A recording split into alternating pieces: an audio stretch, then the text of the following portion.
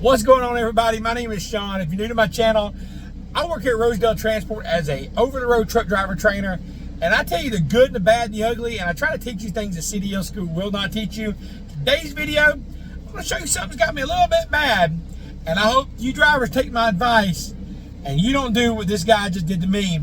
But check out the video all the way to the end. Let's get into it.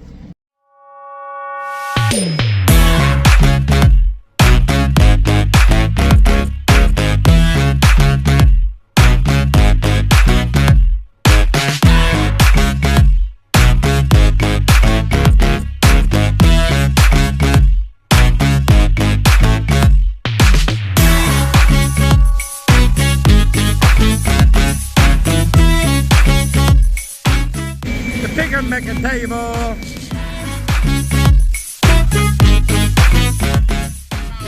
You got 400, 600 miles to go. When you're doing your pre-trip and you plug up your electrical light, your ABS light right here is supposed to come on and go off. This one didn't. So I took a look up under it and look at here. Some jerk cut the wire. Why did he cut the wire? Probably because it has an issue with it and this jerk didn't want to deal with it, and so he cut the wire. Now I gotta deal with it. Okay, so y'all see what just happened. We did our pre-trip and the ABS light didn't come on and the wires were cut. Why did the driver cut those wires? Why are they cut, you're asking? Well, here's what happens. When your ABS system is not working right, the light will illuminate on and it lets the DOT know that there's a problem. So whoever got this, and this, some people get upset in the comments for this, and let me know how you feel at the bottom, and just let me know. But they cut the wires so they could get on their destination. They wouldn't have to worry about DOT messing with them. Now there's a debate on whether ABS is safe or not safe, if it's good to do or not to do. It just depends, really. So he cut the wires so he could roll on and get to where he needs to get to. But the problem with that is now I picked it up and I've got to make a decision. Do I keep rolling with it? If I keep rolling with it and I get pulled over into the DOT, I'm going to get a violation for, messing with the wiring, faulty ABS system. So of course I'm not going to roll with it. I'm going to take it to the shop. So I call with the shop. Now, two things happen. You see a light like that, you can either A, you can keep rolling, or B, you can stop and get it fixed. Actually, there's three things you can do. Or you could go ahead and roll with it, if that's the kind of thing you want to do. And when you get somewhere, stop and call in and get it fixed.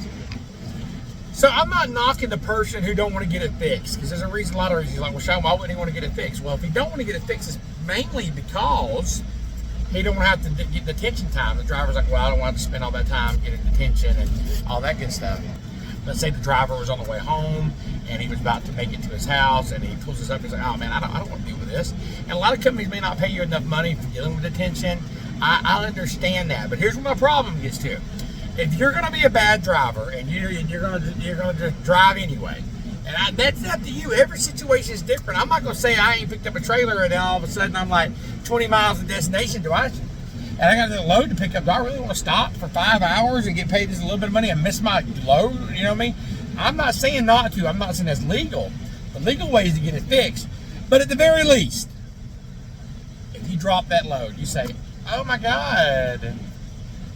You call it in. I just did my post trip and ABS light's on. I hit the wire back up. ABS light's on. And then you call your company and have them get it fixed. You send somebody out there. Or let's say you got a bad tire and you're like, it's a little bad, but I think I can make it. Wrong or right, you can still drop the trailer and you can call in and say, hey, I just dropped this trailer and this trailer's got a bad tire. Can you send somebody to fix it? That way it doesn't hurt you or don't hurt the next guy. They send a mechanic out there to fix it. It's still going to get fixed. The problem I have is when you know there's a problem, you drop it, they load it, and the next guy gets it, and then he's got to make that decision. That's not cool. It's not cool. It's not cool at all. Bad trucker. Okay? So now when I pick up something, I don't have the beauty of driving. We have low. We still got 250 more miles to go. It's a short run, but I'm not going to drive at 250 miles and work to get a ticket. My license means something to me. So now I've got to stop if it takes an hour or a day or whatever it takes to get something fixed because you were a jerkhole. You say, so I'm not a jerkhole. I just didn't have time to fix it. Okay, but when you dropped it, you could have called it in and they could have 24-hour road service fixed it with you not even there. So you could have got it done regardless by not even having to deal with it. If you're going to drive it that far broke, why not spend 5 minutes? But you didn't have 5 minutes to make a call. That's what makes me mad. Let me know in the comments what you think. It's Trucking Off with Shawn. Let's get it.